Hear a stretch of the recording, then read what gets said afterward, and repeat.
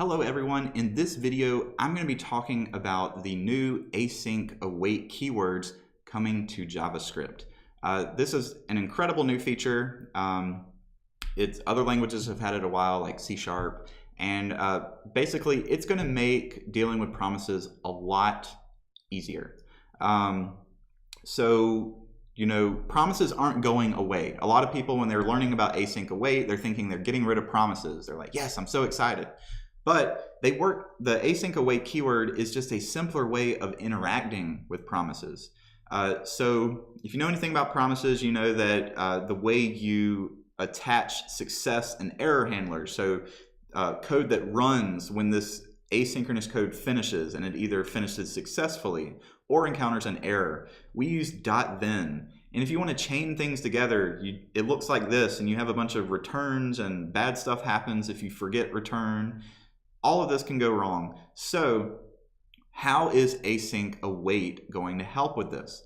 Well, the main advantage of using async await is that it allows us to use asynchronous code in a way that looks synchronous, which most programmers like. Okay, that's definitely true. So we're used to writing synchronous code. It's the way we first learn how to write code, and it's the most natural. So anything we can use that's going to make it where even if we're using asynchronous code, it's going to behave synchronously, that is great. So let's see how this works.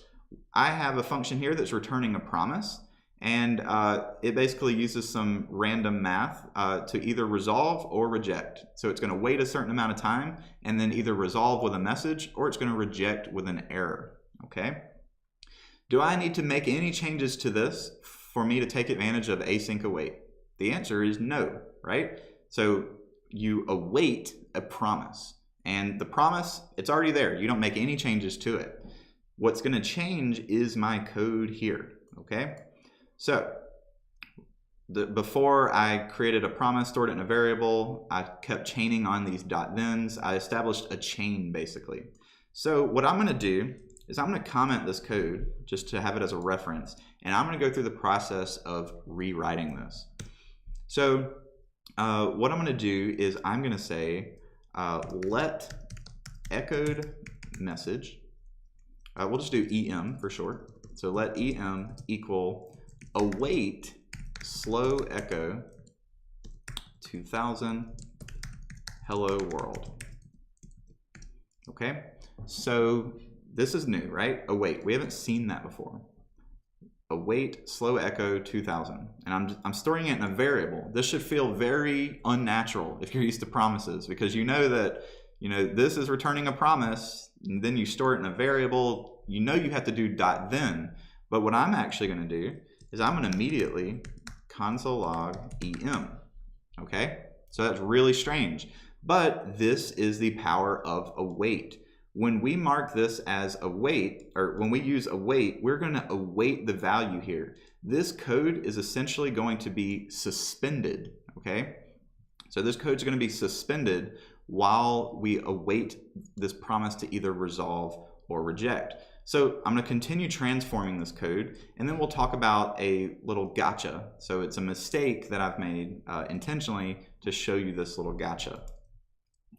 All right, so I'm going to say we could create another variable, or I could just reassign. Since I've already used EM, I'm going to say EM equals await slow echo 1000. It's going to be hello. Console log EM again.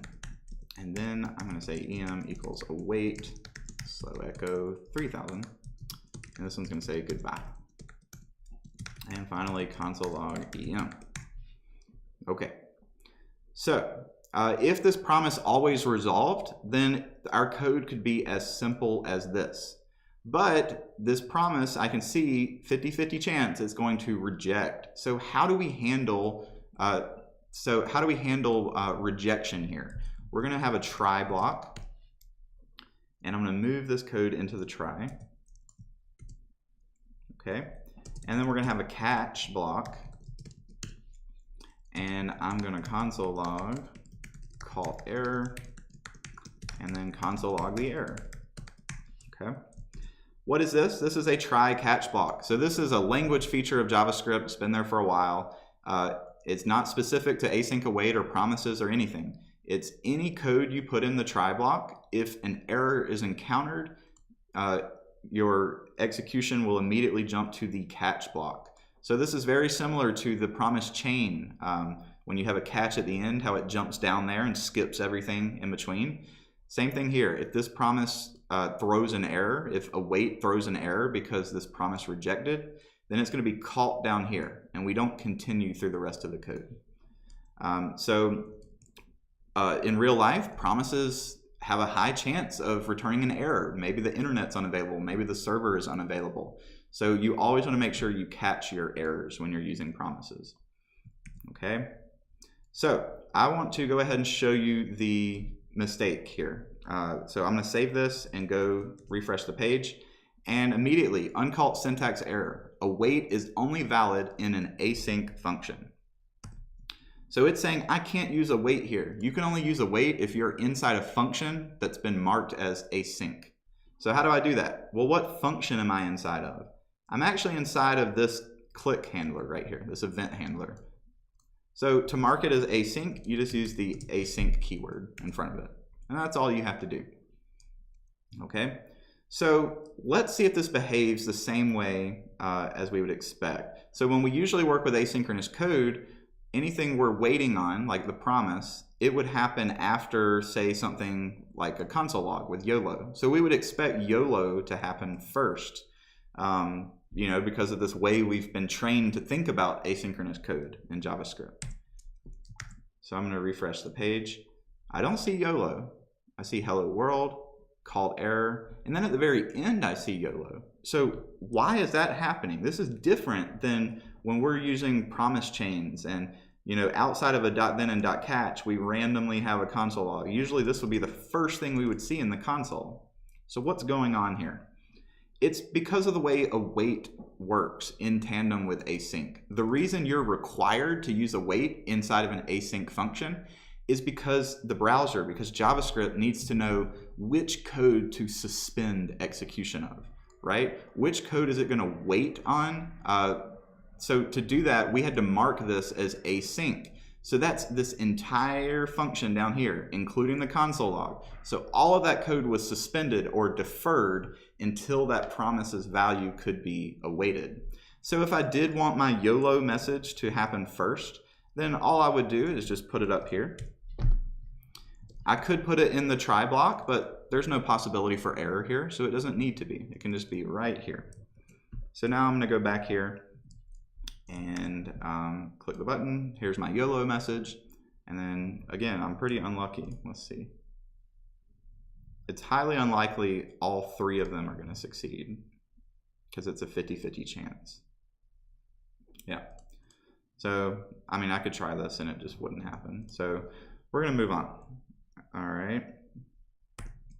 So this is basically how you use async await to wait on promises.